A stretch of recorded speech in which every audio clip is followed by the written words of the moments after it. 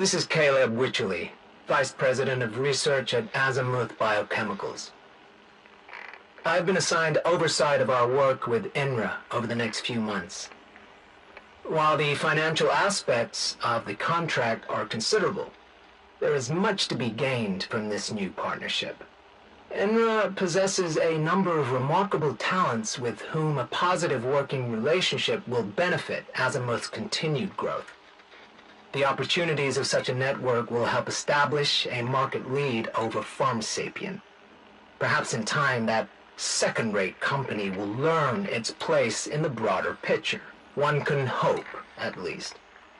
Azimuth's role in the anti-Thargoid initiative is encouraging.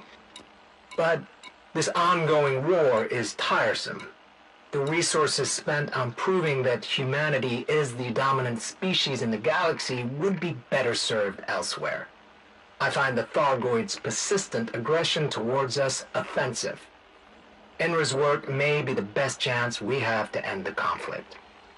On that note, Azimuth will help the development of a biological weapon. We have several potential compounds which show some promise. Our expertise in biochemical research will no doubt prove valuable to the initiative. I'm eager to see what the future holds.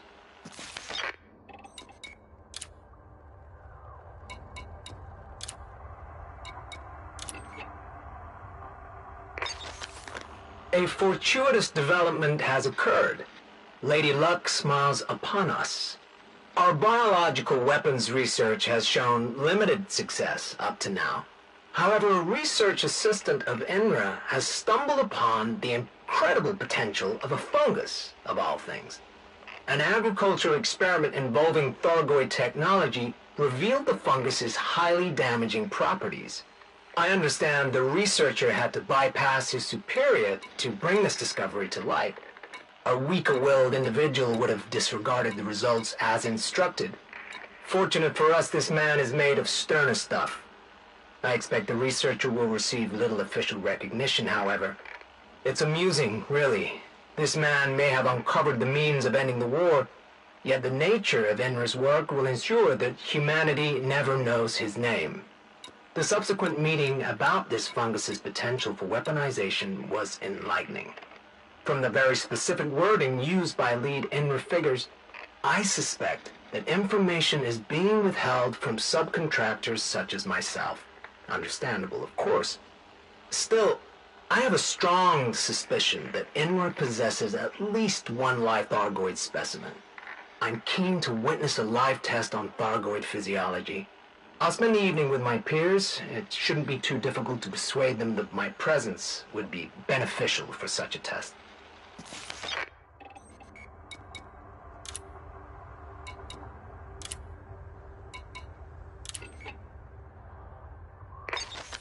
The live Thargoid test was fascinating, to say the least. The new scar across my face is evidence of that. I arrived shortly before the test was scheduled to take place.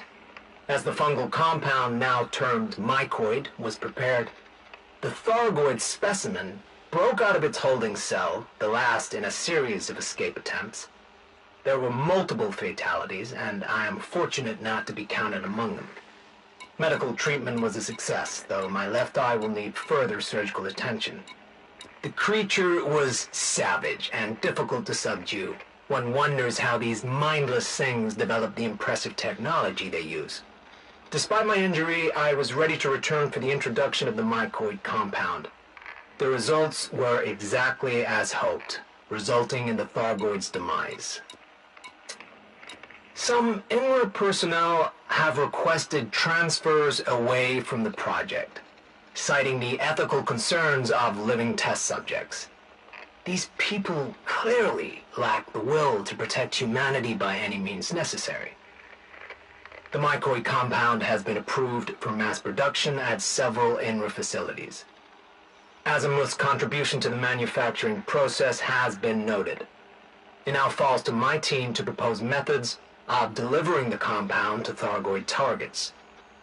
A missile seems the logical solution, though questions of mycoid containment and virulence upon impact must first be answered.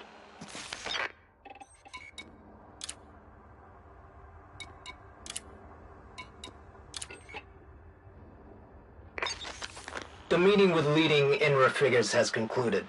Final preparations of the mycoid weapon are underway at Taylor Keep. The plan is to send a long vessel towards the Thargoid hive ship that recently attacked Carmichael Point. Not many pilots possess the courage or the skill to complete such a mission. I suspect that a member of the Pilots Federation will be required, given the challenges of this assignment. A list of potential candidates is being drawn up. I've reviewed the classified documentation related to the mycoid weapons payload. For such a highly secretive organization, INRA's network security protocols took only a few hours to bypass. It seems INRA leaders anticipate the mycoid virus will inflict significant damage to not only the mothership, but also its occupants. The payload has been specifically designed to do so. While I approve of the decision to eradicate the many Thargoids on board, communication records reveal a convoluted discussion to reach agreement on this tactic.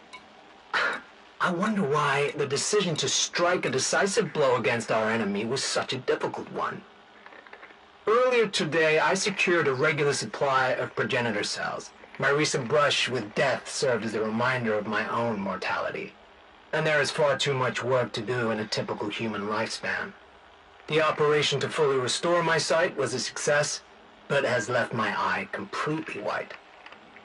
This appears to have prompted a new nickname among my staff, some of who are now referring to me as the Witch. The wordplay is amusing, I suppose, but perhaps such a pseudonym will have its uses.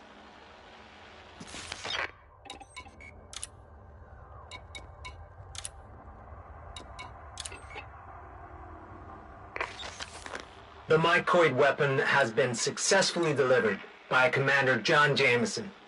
The brave pilot did not return home. A shame.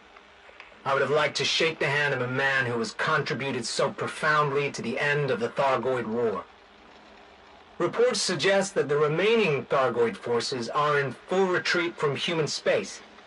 Some INRA personnel are convinced this is a decisive victory from which the Thargoids will not recover. But I disagree. It is likely they will resurface in time, too impudent to accept human dominance. We must prepare for that eventuality. INRA has served its purpose, but the cross-superpower nature of the organization leaves it vulnerable to corruption and politics. Azimuth is well suited to take up the mantle of protecting humanity against any Thargoid retaliation. Our rivals, such as Pharmasapien, cannot be trusted with this task. They lack the patience and the stomach for what is required. Only Azimuth, under my direction, will be capable of the necessary action to wipe the Thargoid race out forever. If I must be humanity's salvation, then so be it.